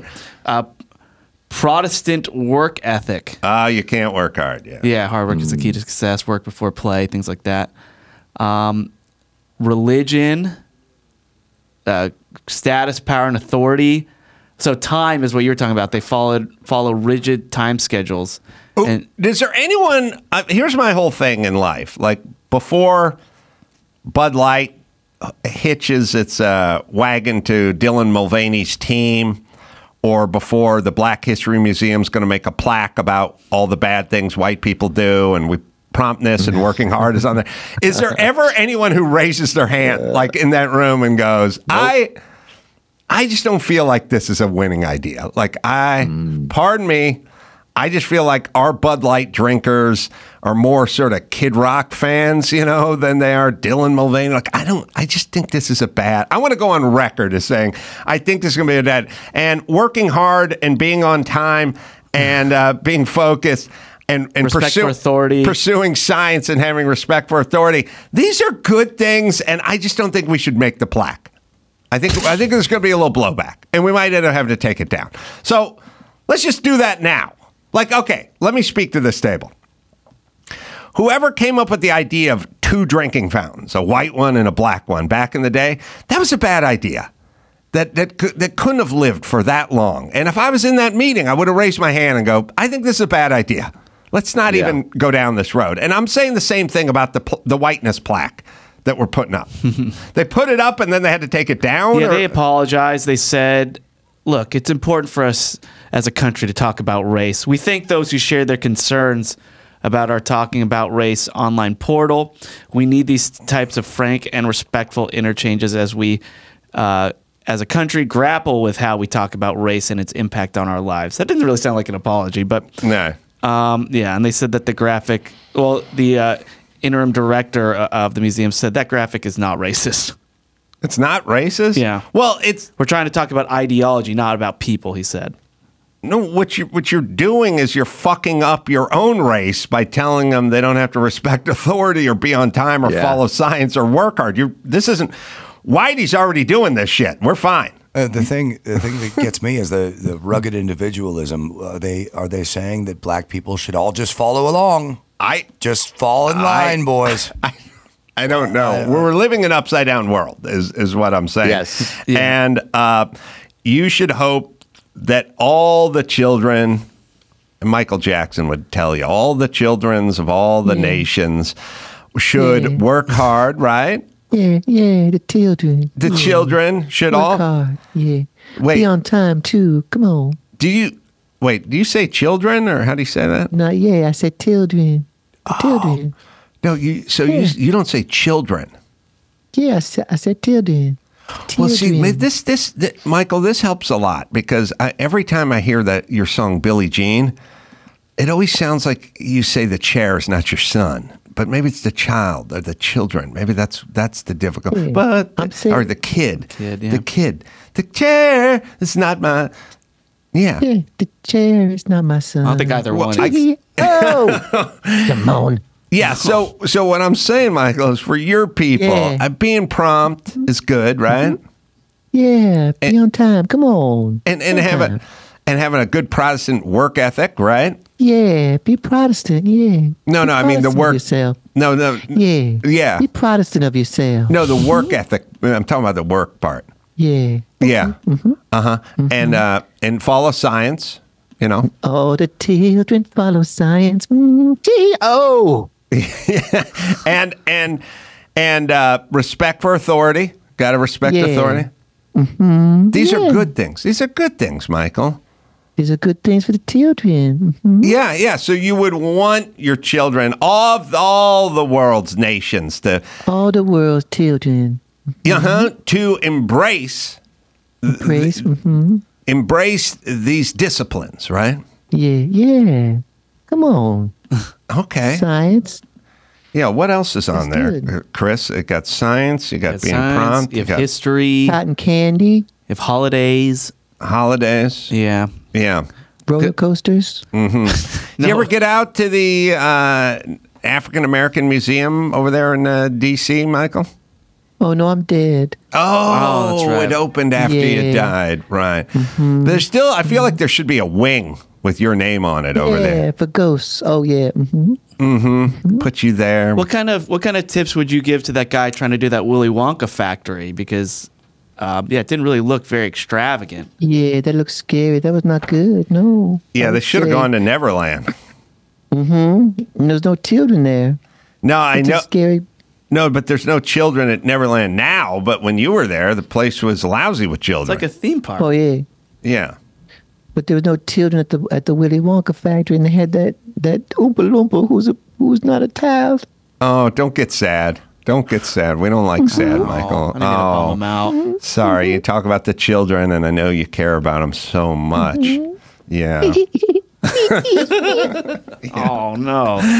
All right. Anyway, you earned yourself a plug there, Kyle. Ooh, sweet. Joe's Pub, New York City. Yeah. KyleDunnigan.com. I actually got KyleDunnigan.com. So the KyleDunniganComedy.com, they both work, but just FYI, I got that back. You go to KyleDunnigan.com. Yeah. Yeah. Yes. All right. And you'll be playing at the club. I'm going to be playing music, and I don't know how this is going to go. It's my first time doing like all these songs, and I'm writing them right now. And boy, I'm trying to up round it. Yeah, up round. Well, listen, Kyle, you're funny and you're worthy. Thank you. Okay, you're worthy. You're worthy. Thank you. And you're just a genius. You're hilarious. And Chris, you're you're he doesn't need guy. it. He doesn't Fantastic. need it. Oh, that's right. Yeah, he does all the time. No. Yeah, you got it. When he was a kid. And you know what, Kyle? You deserve to be seen.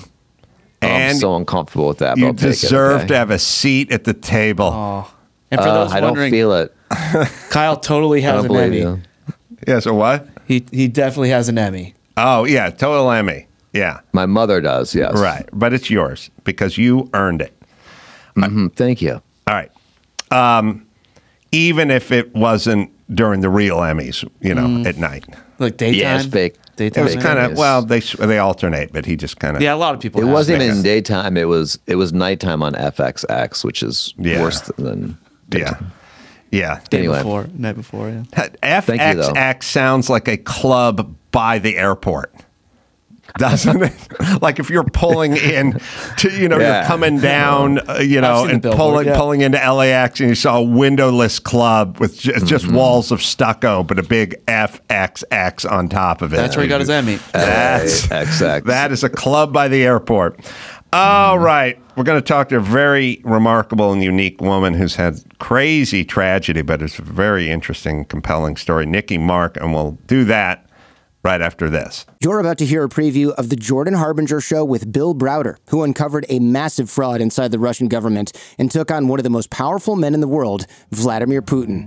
While I was sitting there down 90%, they were going to steal my last 10 cents on the dollar. So I took a decision which nobody had ever taken before, which was to take on one of the oligarchs I did. I fought back, big time.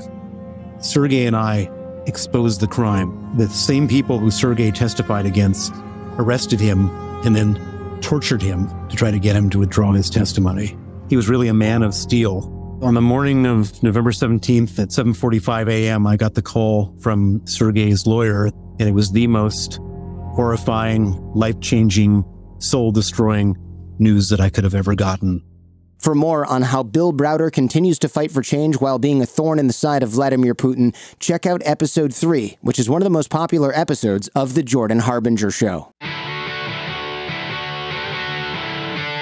It's time to check Adam's voicemail. Hey Adam, so I woke up this morning and I found out that I live in a world where Styx, Foreigner, and Boston are not in the Rock and Roll Hall of Fame, but Dolly Parton is. Let that sink in for a while. Have a nice day. You can leave us a message at 888-634-1744. You can add Emerson, Lake and Palmer and Blood, Sweat, and Tears to that horrible, disappointing list. All right. Let's see. Let's see my sound different.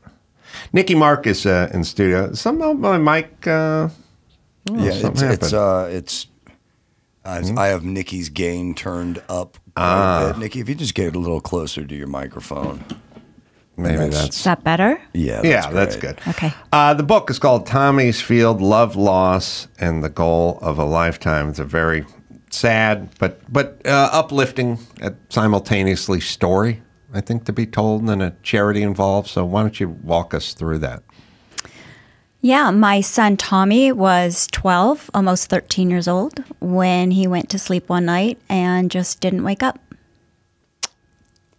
And that began a whole nother life for me.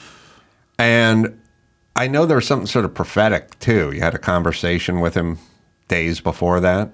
Correct. He was a soccer player, and I was driving him to a soccer game. And in that long 2.5-hour drive, he asked me if it was possible to go to sleep and not wake up.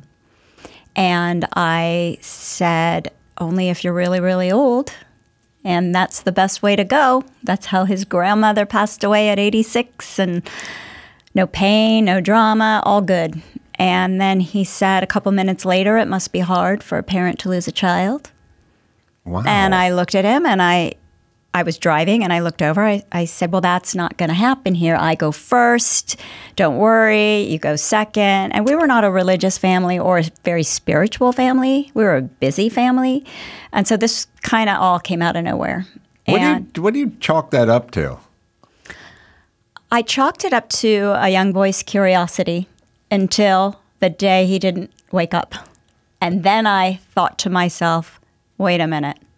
There was something more going on here. And it was, I didn't have an answer, but my thought was, while he and I were having this conversation, there was something at like a soul level or subconscious level that was happening that we didn't know about. Like it was coming, and as though he knew. Do you think any of that could be physiologically prompted?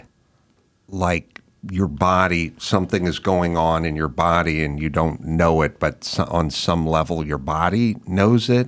No, he had a dream that this happened to him. Oh, he had a dream that it happened to him. He had a dream this happened to him.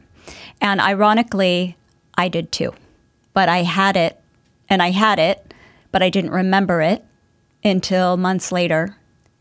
And I started having crazy prolific dreams that were coming to me in the middle of the night, and I didn't understand them. And I remembered, oh my, I had that dream too, but I forgot the morning I woke up. And I remember I woke up late. I remember like a little bit of a breath coming out of me. And I forgot because I heard him talking in the hallway outside of my bedroom. And so like a dream had just evaporated. And so he told me when he asked me if it was possible to go to sleep and not wake up, and I asked him, why are you asking? He said, I had a dream that happened to me.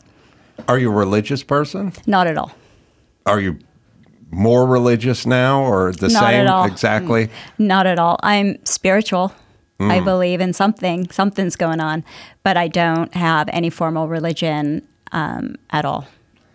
Does it make you worry or at least think about other thoughts you have, like another dream about something, you know what I mean? And you go, oh my God, am I predicting the future? No, my dreams, I feel like they now help me with my future. And I pay a lot of attention to them. And to be honest, the worst thing has already happened, so I have absolutely no fear about anything. Did they ever get to the bottom medically of what happened to your son? He had something called a myocardial bridge with his heart. That is when the artery doesn't lie flat on the heart muscle, but burrows inside of it and comes out.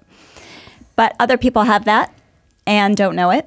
And 12-year-old boys don't typically go to sleep and not wake up. You typically would have a dizziness or fainting or some of the other types of accidents you see young athletes have. And so the pediatric cardiologist said in all of his 30 years, he'd just never seen anything like it. And they were just sort of grasping for explanations. And at the end of the day, the result is the same. And we did not go down that path. So when did the charity part, when did the part about soccer fields and creating them in places they didn't have them and in places that need them, when did that journey begin? The day he left. Actually, during that drive to San Diego, he asked me, I did startups as a career, and I had just finished one, and he asked me what my next job was going to be. And I said I wasn't sure it had to be meaningful. But in the meanwhile, I wanted to refurbish a dirt field with holes in a park down the street for kids to play on. And he said, that's so cool, Mom, I can't wait. We don't have anything like that. He was always jumping fences to play. Los Angeles suffers from a lack of public playing fields. They're always locked and they're always overprogrammed. And so I had no idea how I was going to raise the $1 million. And then 3 days later, he was gone. And a friend came to me and said, let's build that field. Everyone needs something to pour their grief into. And Tommy would love to know that his spirit of play would carry on and impact others. And how many fields have you done thus far? We've done 2 so far. And we are in discussions with the city of LA about a third. How's the city been? The city has been amazing and amazingly slow. That's what I was going to say. Yeah, it's a weird, well, it's not weird, but I've dealt with the city quite a bit, and it's always just the longest, slowest deal. And I was like, can't we expedite things a little? Can we kind of move it along a little? Like, how about a little, you know, a little fire in the belly here? Like, here we go, especially with a good cause. This isn't someone trying to add a deck on to their house. It became such a political drama, the first Tommy's Field, one that I never could have expected. And really? Yes, because although it was very public and thousands of people came out to donate and we had concerts and, you know, everyone did something, there were neighbors next to the park who didn't want it. And that delayed the project for a good 9 months. It took 12 community meetings, hundreds of people, thousands of letters. And at the end of the day, I had to write a letter to the mayor, to your point, and say, I know you're really busy, but I'm trying to give you $1.2 million to improve a field for children to play on. And if you can't accept this, like, what can you do? What city, I mean, whereabouts are we talking? So this particular field was in our neighborhood in Westwood, right near the Federal Building. And it's a very condensed area, and all these kids are traveling hours to find a field. And it was just sitting there empty for 2 decades. And so we just wanted to spruce it up.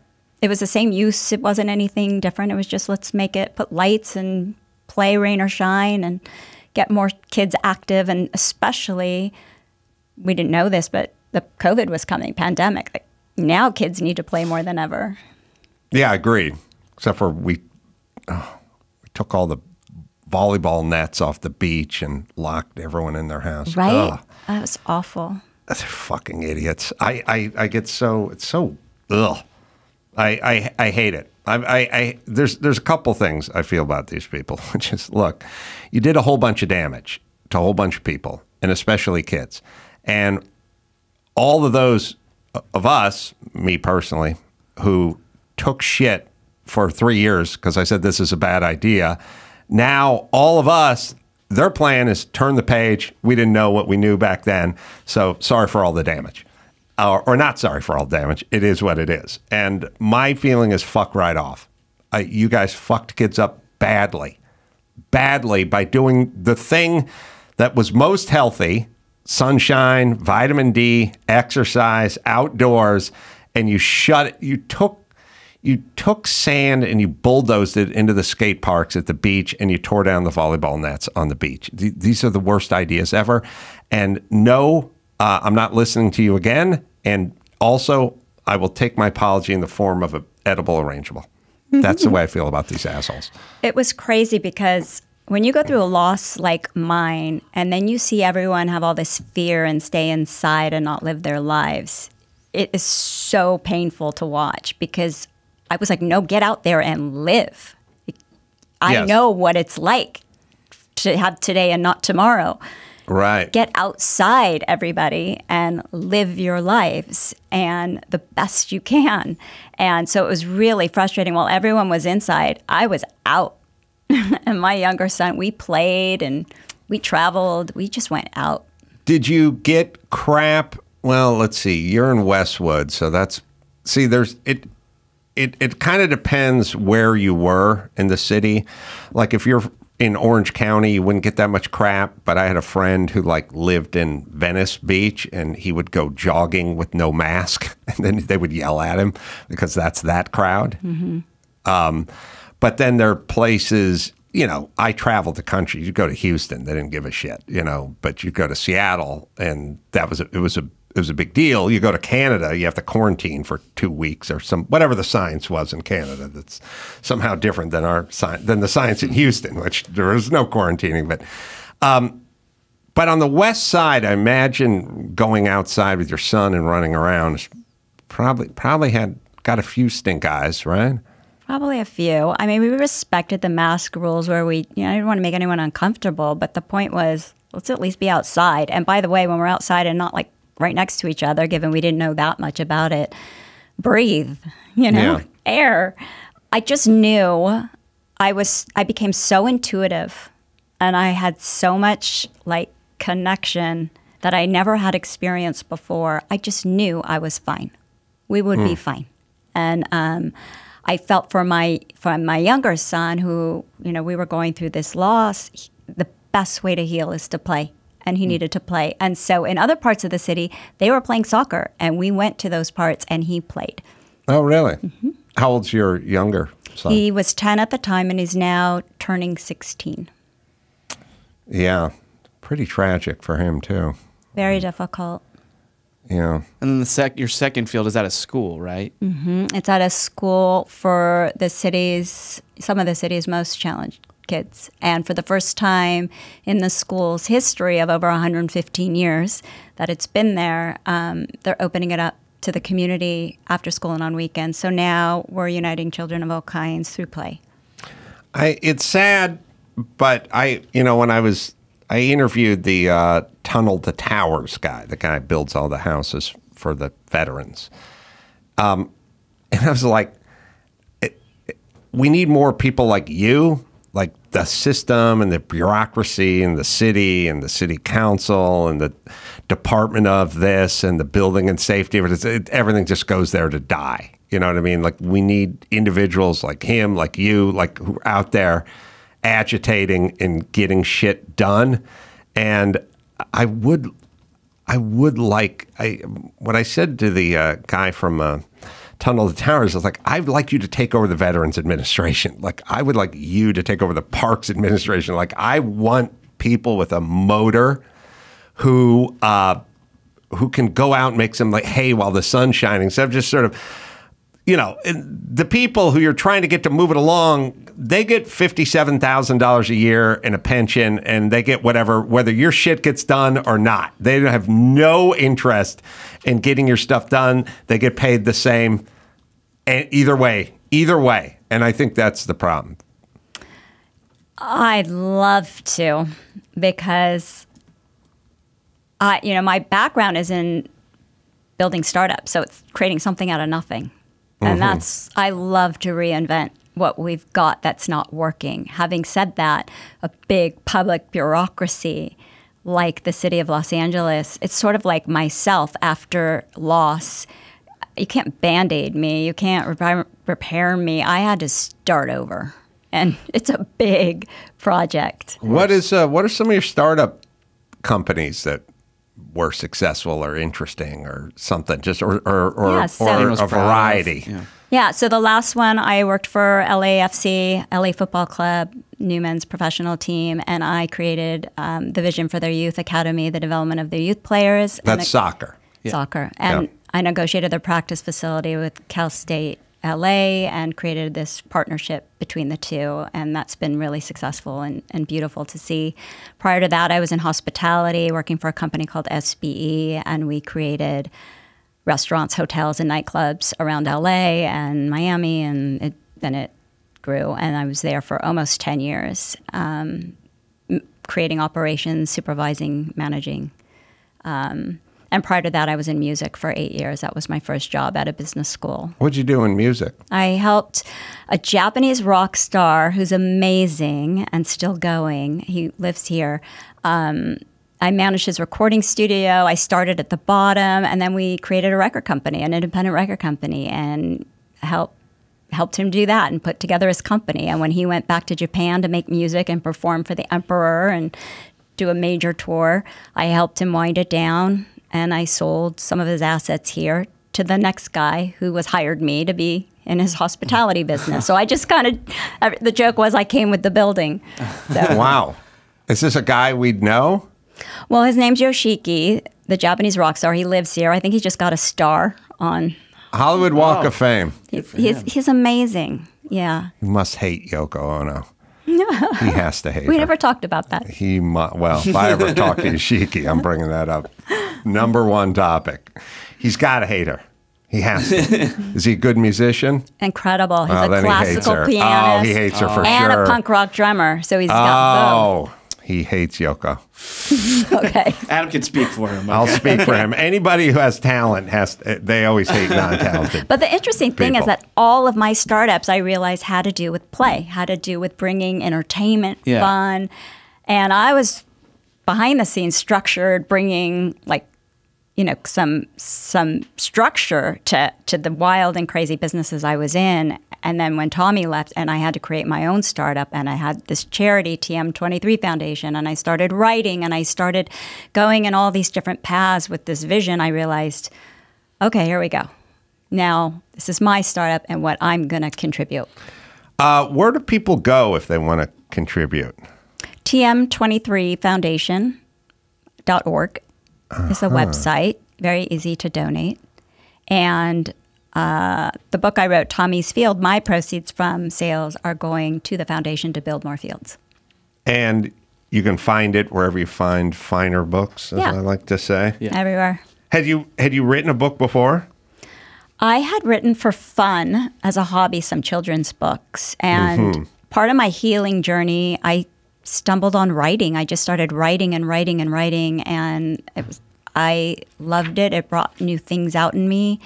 And as I was in the middle of this Tommy's Field drama with the city, I realized I was living a story I had to tell, because I was not only restarting myself, but the more I started healing on the inside, the further I was progressing on the outside. And it made me realize people have to know we can bitch and gripe about this world, but at the end of the day, fix yourselves and heal yourselves. Yeah. And that'll create a lot of progress. How did Laura Dern get involved with this? So interesting. I did not know Laura before. Her daughter was friends with Tommy, and I didn't know that. And Tommy was a big connector and had lots of friends all over the place, and was very impacted by the loss. And Laura just kept showing up for our family. And what can she do? How could she help? And she did. And now here we are 6 years later, and she still shows up with her family, and we've become friends. And it's been really amazing to see the kinds of people that show up when you're in your most difficult moment, who you least expect. Yeah, I think, the good times don't sort friends out very well. It's sort of how people react during the bad times. really see what's in them. And frankly, I would stare at some of the people and be like, how do you know how to do this? Because I was not one of those people. I didn't know how to help someone in such pain with the loss of a child. And community members I would have least expected showed up and in their own way knew what to do. And now I've learned from them and share it. Well, the book is called Tommy's Field, Love, Loss, and the Goal of a Lifetime. And the website, one more time, because it's not on my thing here. TM23foundation.org. Thank you, Nikki, for sharing your story Thank with you. us. And Godspeed on all your endeavors and good fucking luck with the city.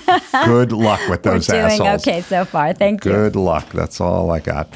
All right. I am going to be doing shows in West Palm Beach, Florida, coming up at the Kennel Club. That'll be March 22nd, 23rd. And you just go to amcroll.com because I'm going to be in Bakersfield, I'm going to be in Chicago, and I'm going to be everywhere. Oh, also going to be in Reno coming up March 30th doing a whole presentation at the car museum there with Newman's cars and everything. And a live podcast. Leno's going to be there too. So yeah, come on out and say hi. And say hi to Leno and me, if you like. Kyle Dunnigan, you go to kyledunnigan.com. And until next time, this is Adam for Nikki and Kyle and Chris saying mahalo.